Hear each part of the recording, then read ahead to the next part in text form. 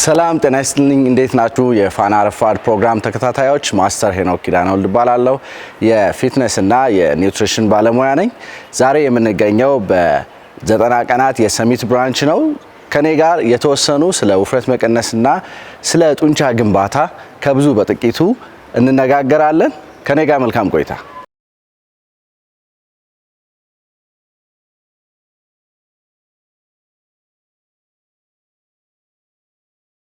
በመጀመሪያ ማንኛውንም እንቅስቃሴ ከማድረጋችን በፊት ሰውነታችንን ማሟሟቅ አለብን ምክንያቱም የመስልም የመገጣጠሚያም ጉዳት እንዳይደርስብን ከዝቅተኛ እንቅስቃሴ ወደ ከፍተኛ እንሄዳለን ውፍረት መቀነስ ወይም ደግሞ ፋት ሉዝ ማድረጉንም እንዲሁም ደግሞ ጡንቻ መገንባቱንም አብረን እናያለን እንቀጥል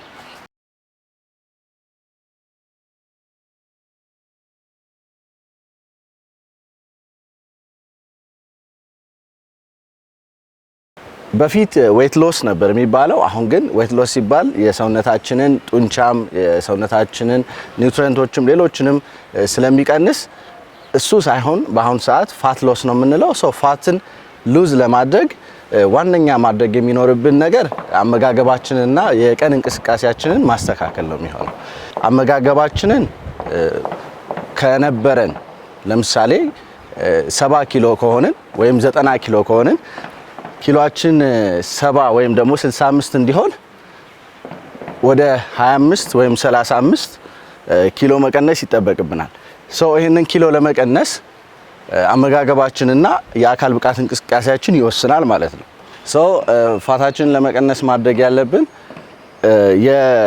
በቀን ውስጥ ያለን እንቅስቃሴ ከምንመገበው የካሎሪ ወይም ደግሞ የምግብ መጠን መብለጥ አለበት እንቅስቃሴው ምግባችን ደግሞ ከእንቅስቃሴው ማነስ ይኖርበታል ማለት ነው ስለዚህ ምግባችንን በዛ መሰረት ካስተካከልን እንቅስቃሴዎችን ደግሞ ከወክ ጀምሮ የግድ ጅም መምጣት አይተበቅብንም ወክ ማድረግ ሩጫ በአካባቢያችን ላይ መሮጥ ኳሶችን መጫወት ዋና ከቻልን ደግሞ ስፖርት ቤቶች በመምጣት የተለያዩ ስፖርቶችን በባለሙያ በመታገዝ መስራት ይኖርብናል ማለት ነው ከስፖርቶቹ ደግሞ አንዳንዶቹን ቀጥለን እናያለን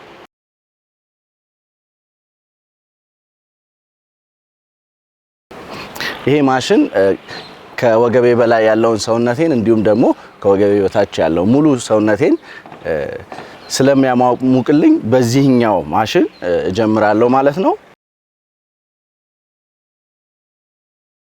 ፋት ማለት በቀን ውስጥ ከምንመገበው ምግብ የተረፈው ሰውነታችን በእንቅስቃሴ በማሰብ በስራ ከተጠቀመው በኋላ የሚተርፈው ጉልበት ማለት ነው አንደኛው የምግብ ጥቅም ለሰውነታችን ጉልበት መስጠት ነው ሌላኛው ሰውነታችንን መገንባት ነው ሶ በቀን ውስጥ ከሚያስፈልገን የጉልበት መጠን በላይ ከተመገብን ሰውነታችን ወዴት ነው የሚወስደው ወደ ጉልበት ማከማቻ ወይም ደግሞ ወደ ፋት ነው የሚቀየረው ሶ የተከማቸውን ጉልበት ወይም ፋት ማውጣት ያለብን እንቅስቃሴ በማድረግ ነው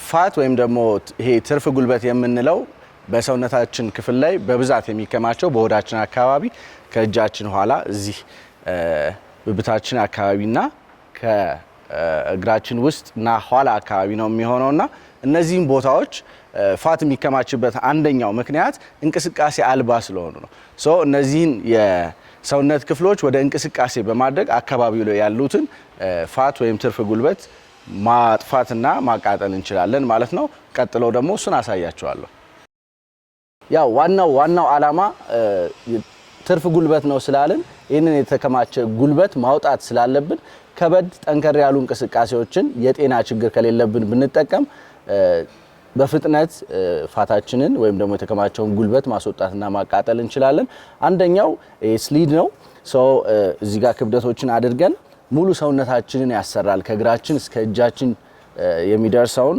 የሰውነት ክፍል ያሰራልናል ሶ እንደዚህ አይነት እንቅስቃሴዎችን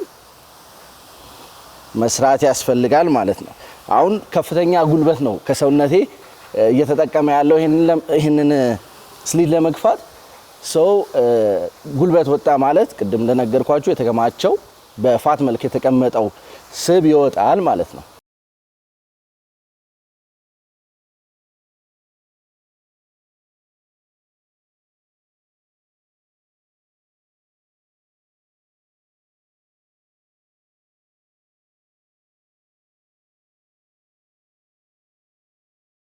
ዋናው ዓላማችን ጤነኛ መሆን ነው። ያው አካል ብቃት እንቅስቃሴ እንዲሁም ደግሞ የተመጣጠነና ጤናማ አመጋገብ ስንከተል ጤና እንዲኖረን፣ ጤናማ እንድንሆን፣ ረጅም እድሜ እንድንኖር፣ በዚህ በምንኖርበት እድሜ ደግሞ ጠንካራ ብርቱ የዕለት ተዕለት እንቅስቃሴያችንን ወይም ስራችንን ደግሞ ቀልጠፍ ብለን ለመፈጸም እንድንችል ስለሆነ ስታንዳርዶች አሉ። ለምሳሌ ብዙ ጤናችን የሚያውከው የሰውነታችን ፋት ነው። ወደ ኮሌስትሮል ወደ ግፊት እያደገ የሚመጣውና ይሄ ፋት ስንት ነው መሆን ያለበት ለሚለው ለሴት ልጅ ከ21 እስከ 31 የቦዲ ፋት ፐርሰንቱ ከ21 እስከ 31 መሆን አለበት። ከዛ ማለፍ የለበትም። በዚህ ውስጥ መሆን አለበት።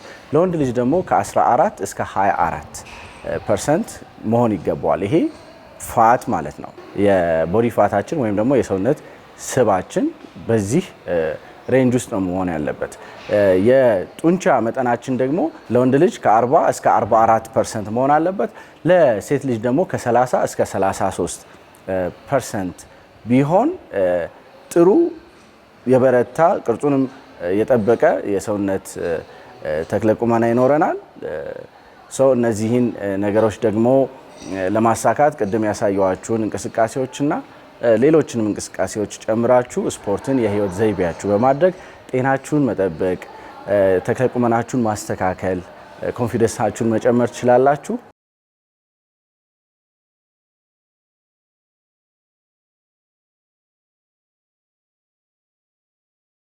የሰውነታችንን ጡንቻ ለመገንባት ያው እንደምታውቁት የሰውነታችንን ቅርጽ የሚያስይዘው ከአጥንታችን ቀጥሎ የሰውነታችን ጡንቻ ነው። ብዙ ጊዜ ወንዶች የላይኛውን ሰውነታችንን፣ ደረታችንን፣ እጃችን ፈርጠም እንዲል እንፈልጋለን። ሰው ከኔ ጋር አሁን የእጃችንን እንዴት መጨመር ወይም ማሳደግ እንደምንችል እናያለን። በኔ አቅም ነው የምሰራው። እናንተ ደግሞ በአቅማችሁ መስራት ትችላላችሁ። ብዙ ጊዜ የሬዚስታንስ ወይም ደግሞ የጡንቻ ግንባታ በምንሰራበት ወቅት በጣም ትልቅ ከሚያነሳ ሰው ጋር መወዳደር አያስፈልግም። የራሳችንን አቅም እያየን መሄድ ይኖርብናል። አለበለዚያ ጉዳቶች ይከተላሉ። አሁን የምሰራው የፊት ለፊት ጡንቻዬን ነው። ይህንን ክብደት በመጠቀም ሰራለሁ ማለት ነው። ቅድም እንዳያችሁት በዳምፔል ሰርቻለሁ። እነዚህ ደግሞ ባርቤሎች ናቸው። ሁልጊዜ ስንሰራ ለራሳችን በቂ በሆነ እንቅስቃሴ መስራት አለብን። በተጨማሪ ጡንቻ ለማዳበር ወይም ደግሞ ጡንቻ ለመገንባት ጡንቻችን በማይክሮስኮፕ ሌቭል ክራክ እንዲያደርግ ማድረግ አለብን። ክራክ ካደረገ በኋላ ነው ፕሮቲን በልተን አሚኖ አሲዱ ሄዶ ሪፔር የሚያደርገው። ሪፔር በሚያደርገው ሰዓት ነው እያደገ የሚሄደው እና ትንሽ ጫና ያለው እንቅስቃሴ መሰራት አለበት ጡንቻ ላይ። ቀላል ከሆነ ብዙም ክራክ ስለማያደርግ ሪፔርም ስለማያደርገው ዳትማች እድገቱ ውስን ነው የሚሆነው። ስለዚህ ክብደቶችን ስናነሳ በጣም ሳይጋነን ያዝ አድርጎ የሚያሰራንን ትንሽ የሚያስጨንቀንን ክብደት ማንሳት አለብን ማለት ነው። እኔ በእኔ ልክ ወይም ደግሞ በእኔ ሌቭል አነሳለሁ። እናንተ ደግሞ በራሳችሁ ሌቭል ማንሳት ይኖርባችኋል። ይህንን አሁን የፊት እጄን ማለትም ይሄኛውን የፊት እጄን ጡንቻ እንዲሁም ደግሞ የባይሴፕስን ጡንቻ እንዲያሰራልኝ ነው። ብዙ ጊዜ ፎርማችሁን ማስተካከል ያስፈልጋል፣ ጉዳት እንዳይፈጠር። እጃችሁ እንደዚህ አድርጋችሁ ይህንን እንቅስቃሴ መስራት ለፊት እጃችንም ለባይሴፕሱም ይጠቅመናል ማለት ነው። እንዳልኳችሁ 3 ዙር እስከ 5 ዙር፣ ሪፒቲሽኑ ደግሞ ከ8 እስከ 12 መስራት ያስፈልጋል።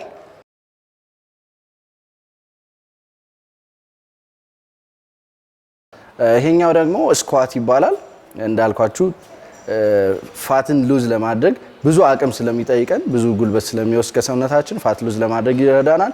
እንዲሁም ደግሞ የእግራችንን የኳድራይሴፕሱን የካፉንም እንዲሁ ደግሞ የሃምስትሪንጉን ጡንቻ ያበረታል፣ ያዳብራል። በዋናነት የእግራችን የፊቱን ጡንቻ እንዲሁም ደግሞ የመቀመጫውን ጡንቻ ያጠረክንልናል።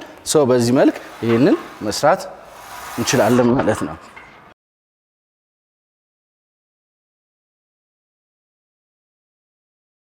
በጂምናዚየም ውስጥ የምናገኛቸው ሳይክሎች ደግሞ ካሎሪያችንን ወይም ደግሞ ካሎሪን በመቀነስ የእግራችንን ጡንቻ ደግሞ ለማዳበር ይጠቅሙናል። ስለዚህ ቦት ሳይድ ይጠቅሙናል ማለት ነው። ካሎሪያችንን ይቀንሱልናል፣ እንደገና ደግሞ እግራችን ላይ ያለውን ጡንቻዎች ያጠነክሩልናል፣ ያዳብሩልናል።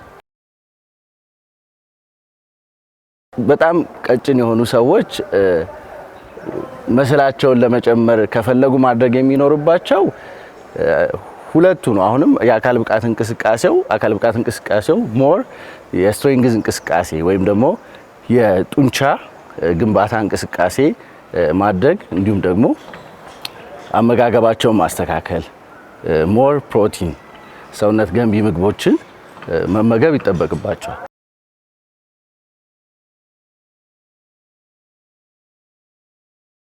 አሁን ደግሞ ቅድም ያሳየዋችሁ የደረት ስፖርት አለ። አሁንም የደረት ስፖርት ነው ማሳያችሁ።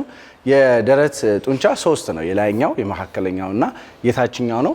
እያንዳንዱን በዚህ ፈንክሽናል ማሽን ነው። ይሄ ፈንክሽናል ማሽን ነው። ሰው በዚህኛው እንዴት መስራት እንዳለብን አጠር አድርጌ ያሳያችኋለሁ። ሰው ለታችኛው የደረታችን ጡንቻ እንደዚህ ይዘን ይሄንን መስራት እንችላለን ማለት ነው።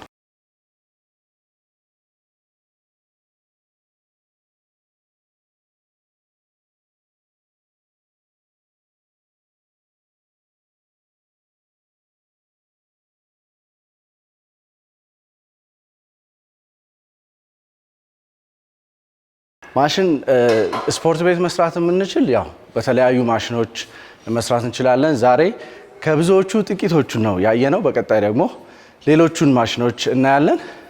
እንደዚህ ስፖርት ቤት መታችሁ ደግሞ መስራት ጊዜም ሌሎችም ውስንነቶች ካሉባችሁ ቤታችሁ ውስጥ ለደረታችሁ ፑሽ አፕን፣ ለእጃችሁ ጀሪካን ወይም ደግሞ ሃይላንዶችን በመጠቀም ወይም ደግሞ ቤታችን በሲሚንቶ በመስራት እንቅስቃሴዎችን መስራት አለብን። ምክንያቶች ለውጥ አይሰጡንም። ሰው በምንችለው ሁኔታ ሰውነታችን አካል ብቃት እንቅስቃሴ እንዲያደርግ ምግባችንን ደግሞ ጤናማ አመጋገብ እንድንጠቀም ለማሳሰብ እወዳለሁ። የፋና ረፋድ ፕሮግራም ተከታታዮች ከኔ ጋር የነበረን ቆይታ በውፍረት መቀነስና በጡንቻ ግንባታ ይህንን ይመስል ነበረ። ማስተር ሄኖክ ነኝ። ቸር ያገናኘን። መልካም ቀን።